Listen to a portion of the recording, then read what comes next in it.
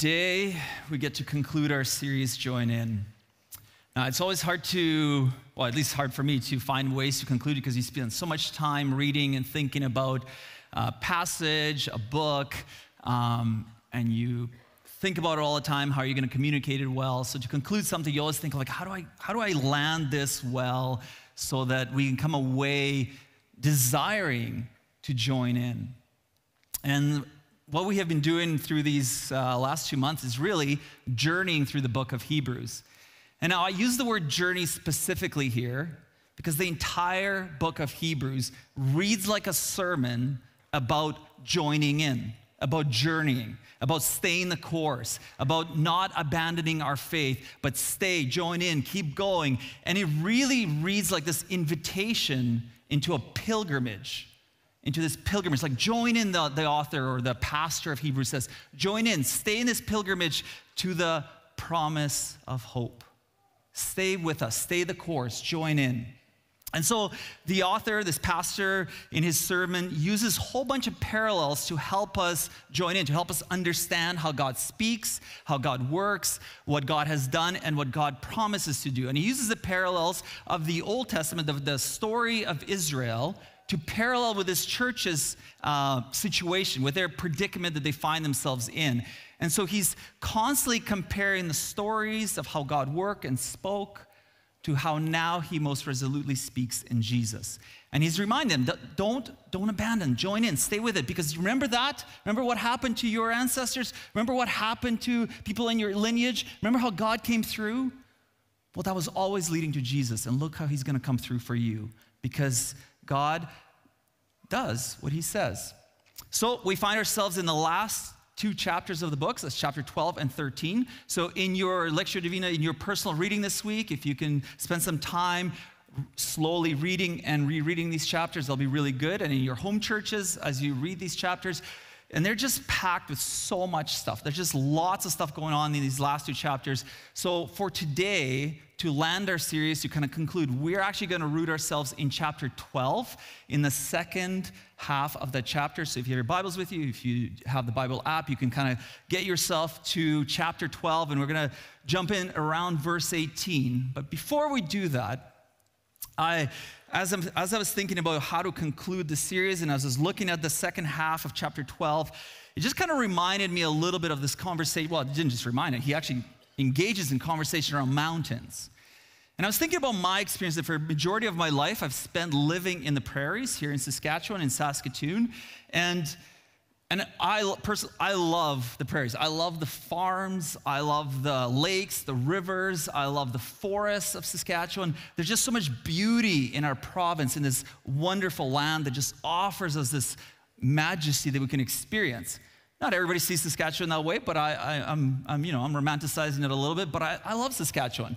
Like some people dream about retiring, I don't know, somewhere else. I love Saskatchewan. I dream about retiring here.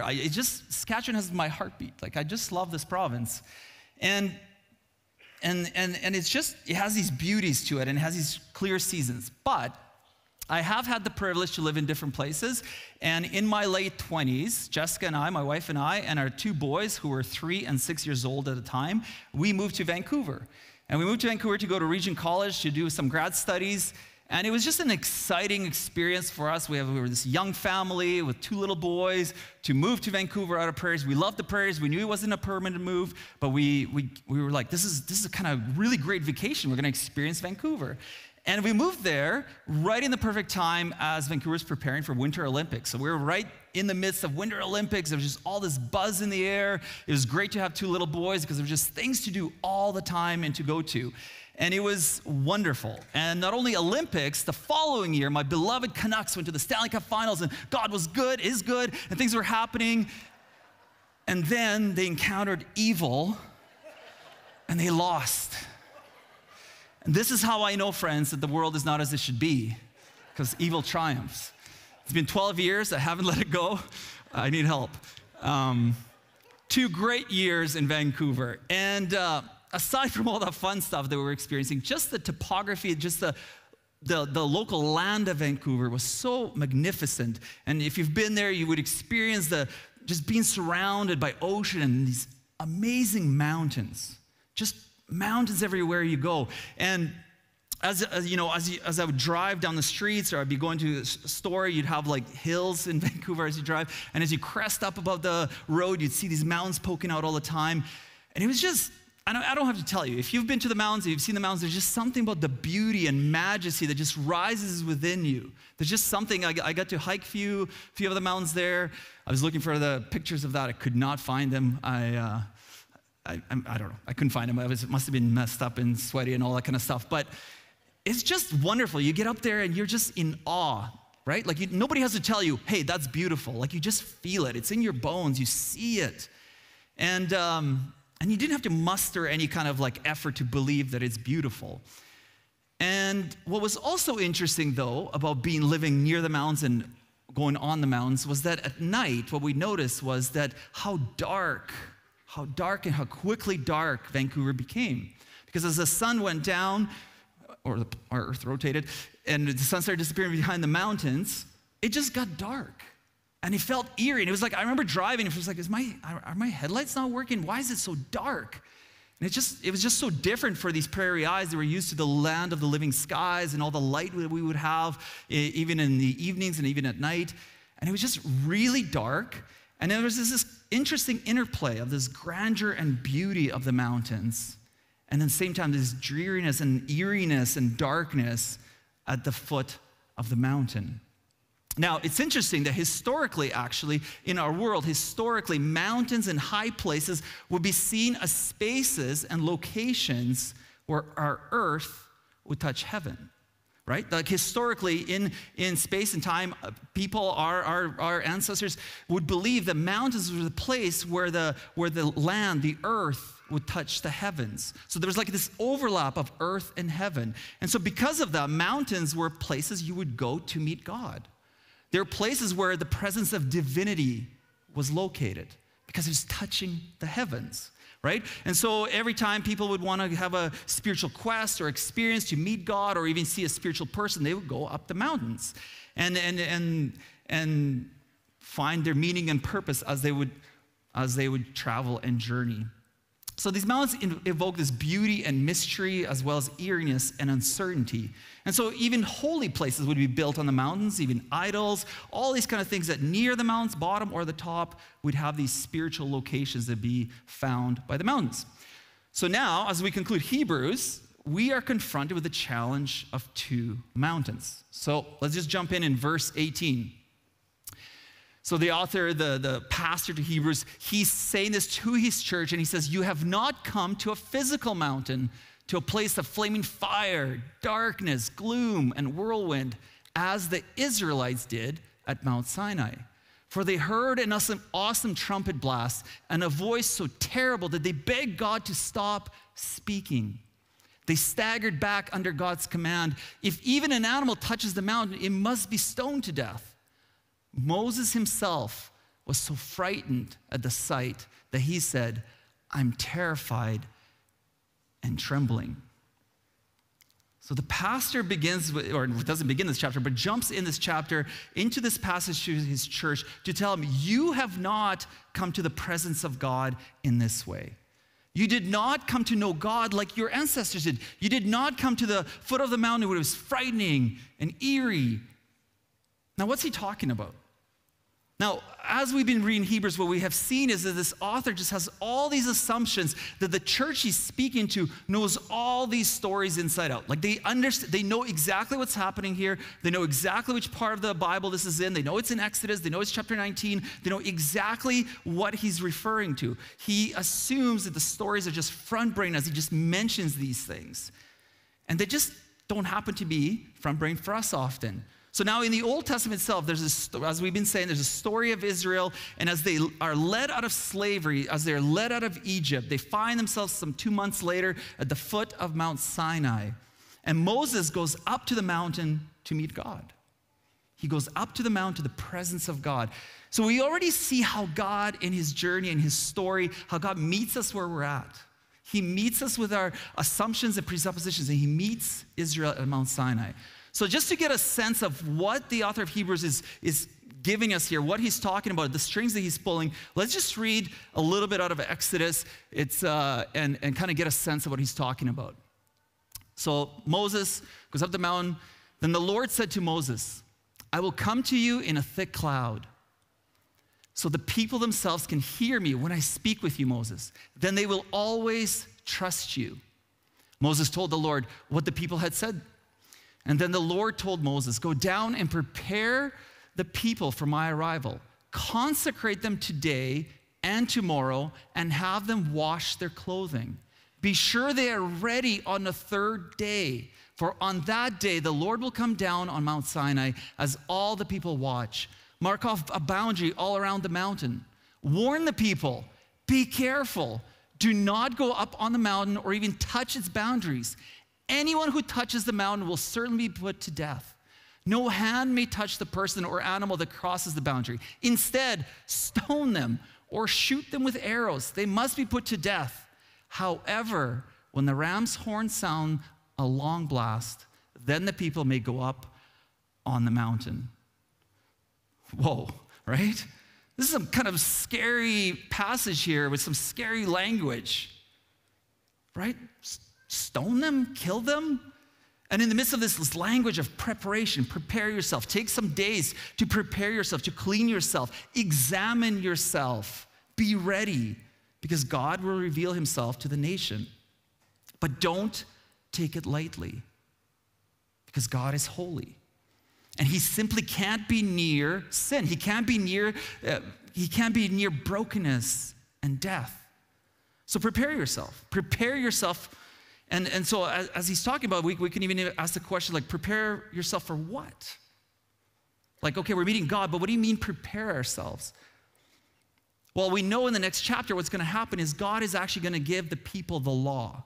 The law is going to be instructions and rules for them how to live, and this will help them to be a people who actually represent this holy God. They're going to be a people, if they listen to this law, they're going to be able to be a light. They're going to be able to show what God is really like. So basically, God is saying, prepare yourself because I'm going to give you this law, this way of living which will help you to move towards me, to be in my presence. So prepare yourself.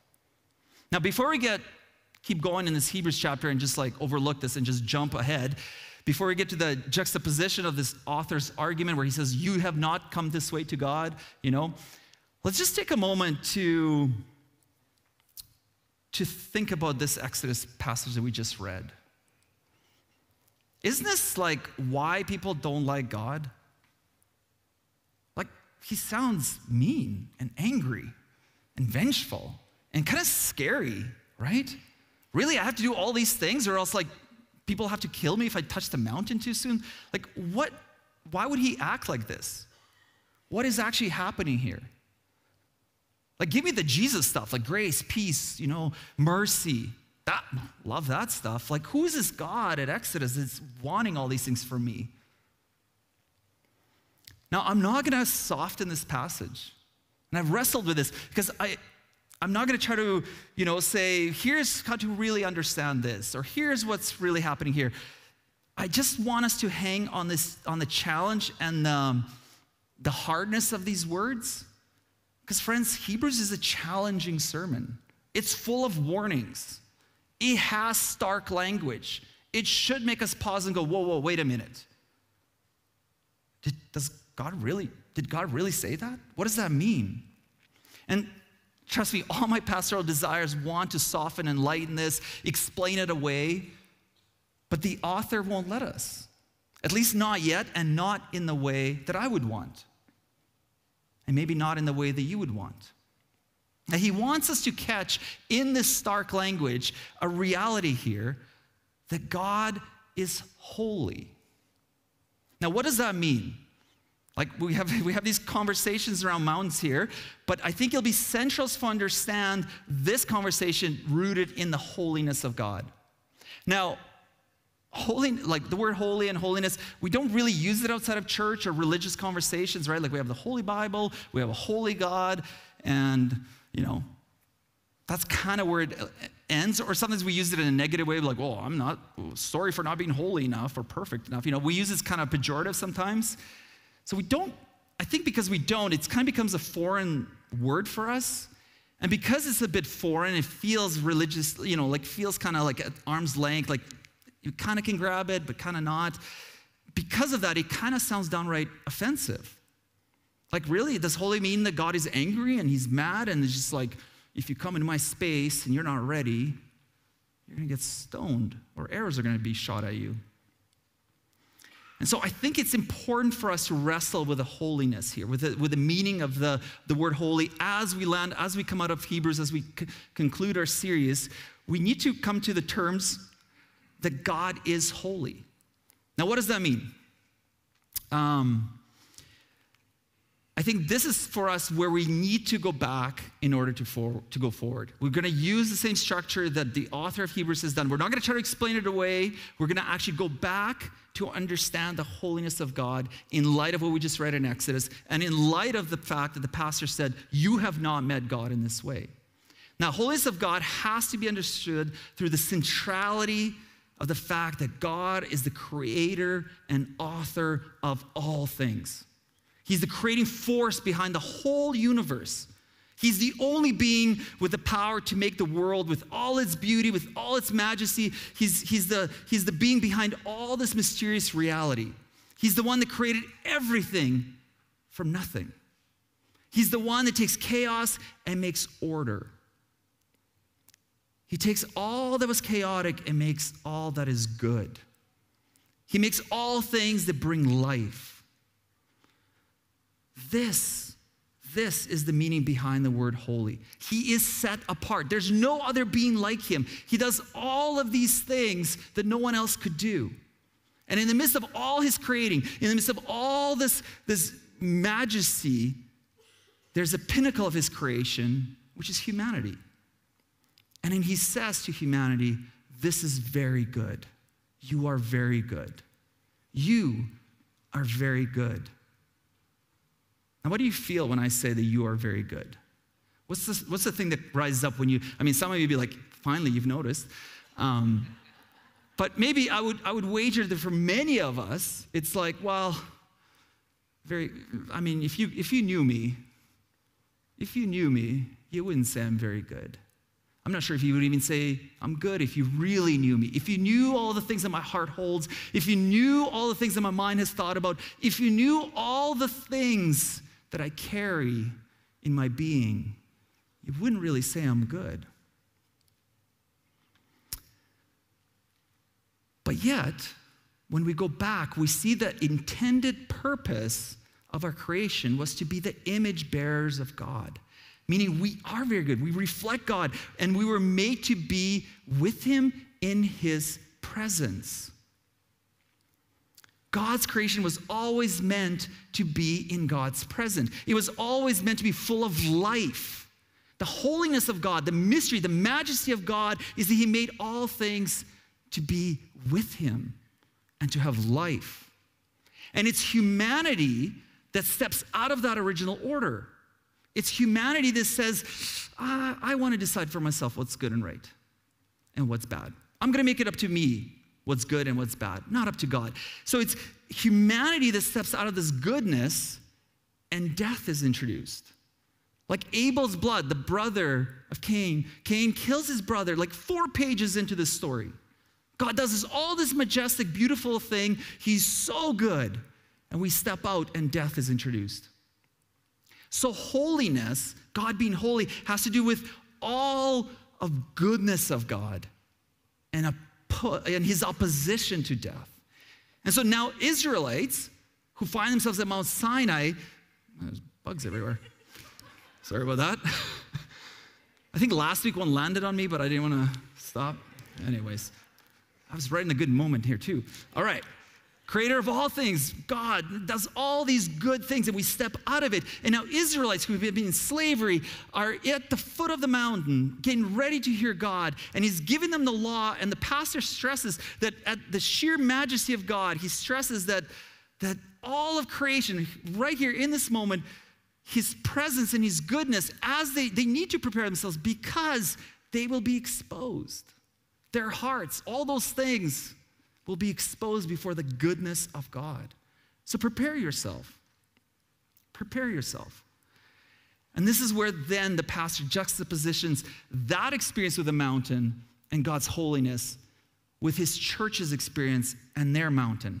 And so he says, some translations will say, but you, NLT says, no, you have come, not like you didn't go to Mount Sinai, but you have come to Mount Zion, to the city of the living God, the heavenly Jerusalem, and to the countless thousands of angels in a joyful gathering. You have come to the assembly of God's firstborn children, whose names are written in heaven. You have come to God himself, who is the judge over all things. You have come to the spirits of the righteous ones in heaven, who have now been made perfect.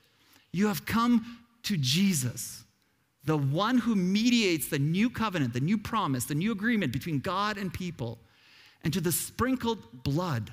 So again, there's just so many areas he's going to. He's talking about the Passover, where death, Passover, they sprinkled blood on the doorsteps, but then he connects it with Jesus' blood, and now he's connecting, which he speaks of forgiveness. So Jesus' blood speaks of forgiveness instead of crying out for vengeance like the blood of Abel. But you, he says, you have come to Mount Zion, not Sinai. Mount Zion now is a central part of Jerusalem, which King David captured and made a royal city. And then later on that Mount Zion is where the temple is built. And now the temple is, for Israelites, where God's presence would be, right? Heaven and earth touching, mountains, and now the temple. The presence of God would be in the Holy of Holies in the temple. It is exact space in the Jewish imagination between heaven and earth, where they were overlapping and connecting. It is a space where God meets with our space, where the presence of God shows up and reveals and exposes our hearts. It is in that shared space the priests of the temple would then mediate and sacrifice on behalf of the people. But we know that in this practice, and we see it, and in this church the pastor is preaching to, he says, we knew that all those things they didn't alleviate that brokenness of our hearts. It just pointed to them. It just said, yeah, like something's not right. It just pointed at them. So the author is preaching and working the imagination of the people to remind that in Jesus, there's finally a dealing with his brokenness and death. That in Jesus, we actually overlap this space, and there's forgiveness. That the shared experiences of God at the mountains still reveal God's holiness, his sheer power. But because of Jesus, this whole journey, all of this pilgriming that we have towards God, towards Jesus, has always been leading to Jesus. Because God chooses to step into the brokenness of the world. He's so holy, he can't be near brokenness, but then in his goodness, because there's no death in him, there's goodness in him, he steps into the world and creates a marriage between heaven and earth, all in Jesus. A flooding of God's holiness to all of us is available in Jesus. This is the contrast he's saying. There you were so exposed with your sin, you couldn't go near it, it was terrifying. But now because of Jesus at Mount Zion, you can enter, you can step into this space. Let's reread this verse again, verse 24. You have come to Jesus, the one who mediates. He's the high priest of the new promise, new agreement, new covenant between God and people. And to the sprinkled blood, which speaks of forgiveness instead of crying out for vengeance, like the blood of Abel. So is God vengeful? Is he angry? Do we have a different God in the Old Testament, a new God here? Like God at Mount Sinai was this way, but now we have Jesus, we have this new God. Is that what's happening here? I don't think so. What we have here is introduction to how holy and good God is, how set apart he is, that he pleads and leads people to prepare themselves, because in light of him, in light of his goodness, we will all feel exposed. And he knows that. So he finds a way in Jesus for us to step into his presence. Sometimes when we're confronted of these images of Sinai and Zion, we may feel like God, has changed. And we feel like, oh, maybe people who write in the Old Testament, they just didn't quite get it. Maybe they made some mistakes or they wrote it wrong. Like maybe that's what happened. And then Jesus finally revealed it. And they're like, oh, right, that's not what God was actually doing. But I don't think that's actually what's happening. I don't think that's actually what's happening. I think we have the same God, and his holiness is being revealed to us over and over and over. And I don't think it's happening because the author of Hebrews is not letting us view it that way. This pastor, this expert in the Jewish tradition and the laws, who knows the law inside out and knows Jesus inside out, doesn't let us say, well, maybe they just made some mistakes there. Maybe that's not what happened. He doesn't say that. He says, remember, God showed up in his holiness and exposed the nation, and they needed to prepare themselves. And then he was leading all of us and them to Jesus, who would make a way to mediate, who would make it available, who would make it possible for us to step in the presence of God. So all those things in our hearts that we have, like, you know, the things that rise up in our hearts that are good, like our hate of injustice, of illness, of murder, of violence, of death, is actually a small sample of God's anger towards the same injustice, the same illness, the same murder, the same violence, and the same death. God's holiness is terrifying, not because he's bad. God's holiness is terrifying, not because he's against us or vengeful. It's terrifying because he's good. He exposes evil. So the pastor reminds this church and reminds us, you have not come to that mountain where you just can't even muster enough goodness to prepare yourself. And you have to be so careful because it's so holy, it's so good, and you just can't even do it. You have not come to that mountain. You have not been exposed to that terrifying holiness and goodness of God that's confusing. No, you have come to Jesus, the mediator, the new high priest, the one who holds a new promise and fulfills it, through whom you can enter the presence of God, through whom all that messiness and brokenness and all those things that keep us from saying, I'm very good, all those things are exposed but are forgiven. And they're forgiven, but then we're still invited into this pilgrimage, into this journey to continue to prepare ourselves, to continue to examine ourselves. Well, why? Doesn't Jesus just forgive it all? And this is what the whole book of Hebrews is actually about. He says, no, like join in, but continuing this journey, because a journey of becoming and going to Jesus is becoming more like Jesus as we move towards him, right? A journey of becoming more like Jesus as we move towards him. And the more we become like Jesus, the more we move in step with what he taught and how he lived, the more we do, the more overlap of God's presence and our space becomes available in this world. That overlap of the sacred and holy presence of God becomes more and more the more we walk in the way of Jesus. This is why we can join God in renewal of all things. He's inviting us to be these agents of creating more and more space, more and more overlap with the presence of God. So for the pastor of Hebrews, it's about moving towards Jesus. And specifically, we move toward him by becoming like him. So he preaches this entire book that Jesus is the ultimate revelation of God. He's the ultimate high priest. He's superior and greater than anyone else because he is God himself, fully revealed, offering love, mercy, grace, even as we feel exposed. And so move, join in, be part of the pilgrimage, journey towards him by becoming more like him.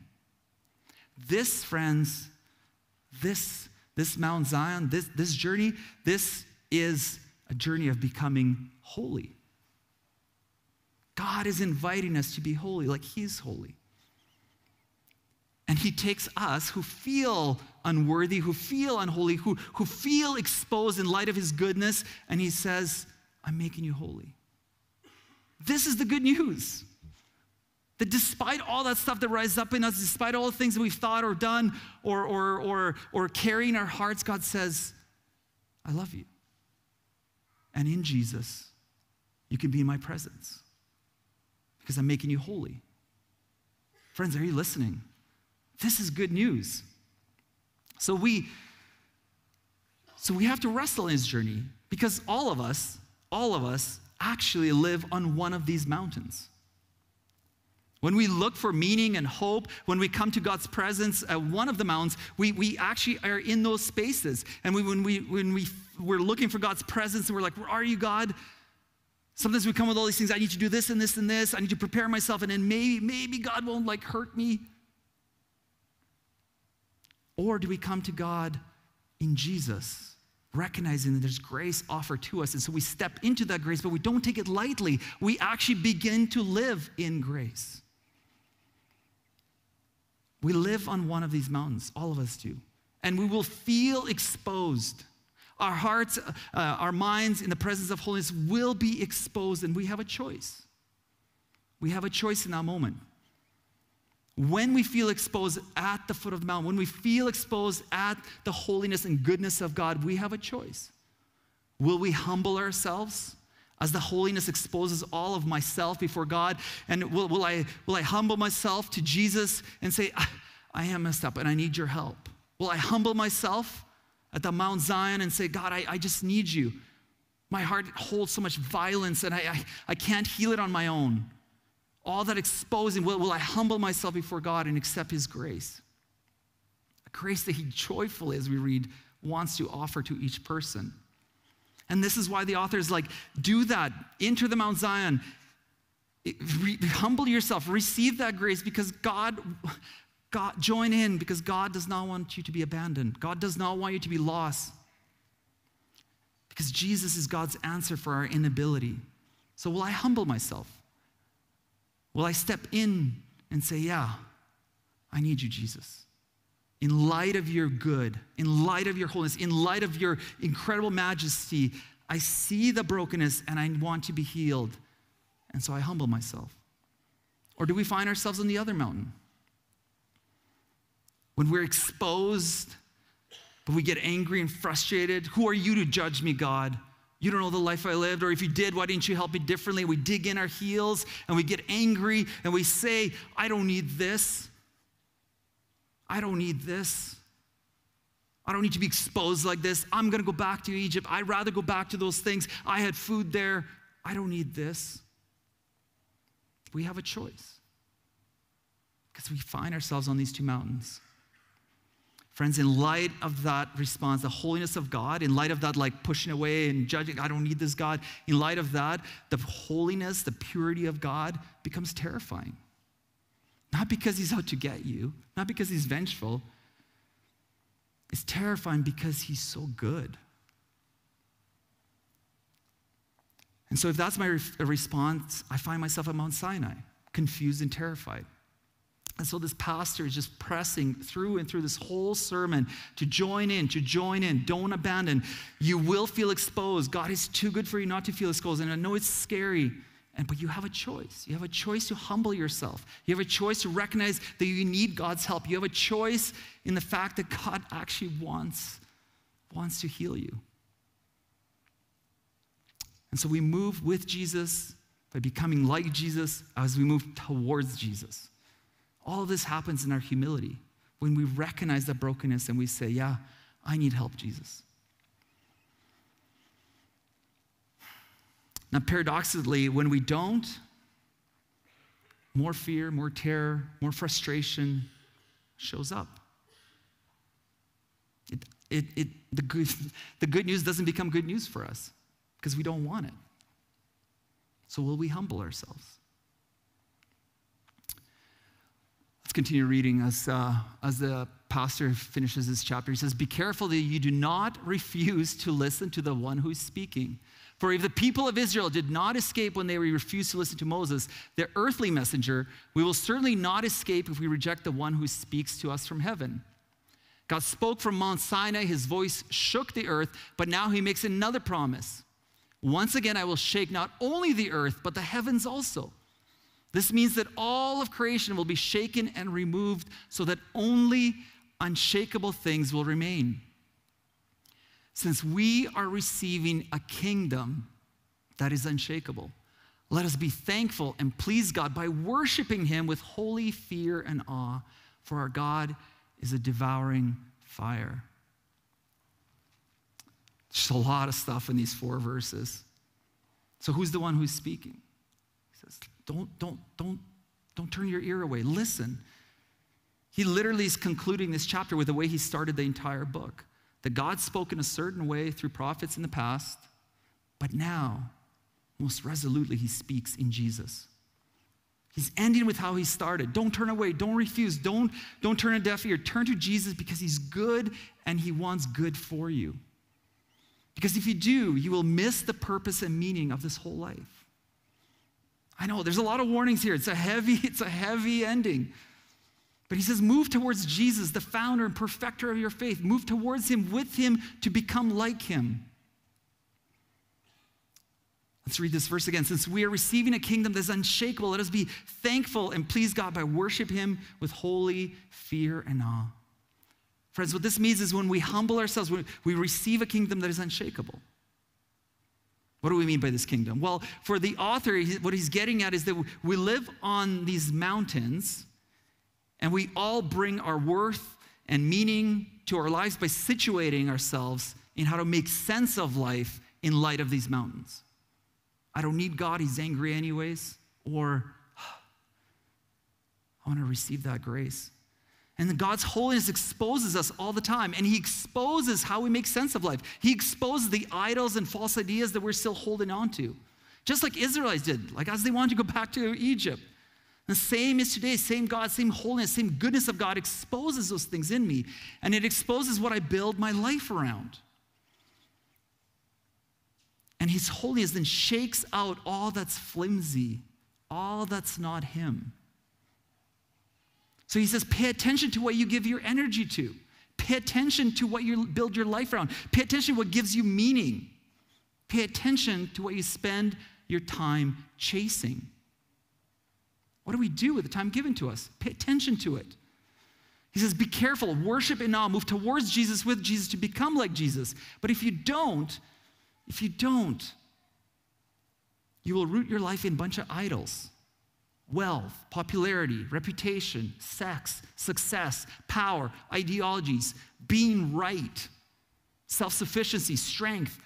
You will root yourself in one of these idols at the foot of the Mount Sinai. And in that posture, you're not becoming like Jesus. This is what he's warning us of. Friends, it's not an easy book. It's challenging, it's blunt. And he says, those idols we chase, those are the shakable things. Those are the flimsy things that will go away. And those things, they can be easily shaken, actually. And we see them being flimsy in our lives because they don't fulfill, they don't meet our needs. Because they're just shadows. They're imitations. They're imitations of God. They're anti-human because they pull us away from our intended creation. But in the presence of God's holiness, in the presence of his goodness, those idols burn away. Those idols burn away. So he says, join in the kingdom that's unshakable. Join in with Jesus, the one who invites you into the goodness of God. Not because God is vengeful or angry and so you need to join because or else. No, you join because he's so good. And in Jesus, we can be in that presence of God, in that goodness, because he's making us holy. That is his desire, that we come to him and be with him. Our journey with Jesus, preparing us to move towards Jesus into his presence, into the presence of God. I know, this is like a heavy way to conclude a series. But this is the reality of the goodness of God, that he's for you. He's not against you. He's not against you. So the question for us as we end our series is, which mountain are you on? Will you humble yourself in light of the need and exposing, in light of being exposed to God's holiness and goodness? Will you humble yourself and allow Jesus to work in you and through you? Will you accept the offering of grace and mercy that he just so readily wants to give you? Will you allow God's holiness to become incredible good news for you? Or will you harden your heart? Will you, inside of God's holiness, inside of being exposed, be like, you don't get it. It was better over there than with you, if that's what you're offering me. Which mountain are you on? Will you step into your intended purposes to be in the presence and goodness of God? Or will you allow violence and murder and injustice to rule your heart? Which mountain are you on? Let's pray. God, we thank you. We thank you that you're good. That in light of your goodness, it exposes all those things in our hearts, and that we don't have to think hard. Those things come up. We know what they are. God, thank you for Jesus. Thank you for the mercy and grace that he offers so readily to take away, to heal, to take away the brokenness, to heal us, to pour out his love and grace on us. Thank you for Jesus. We thank you, God, for Jesus. Help us to humble ourselves and encounter your goodness. We pray these things in your name. Amen.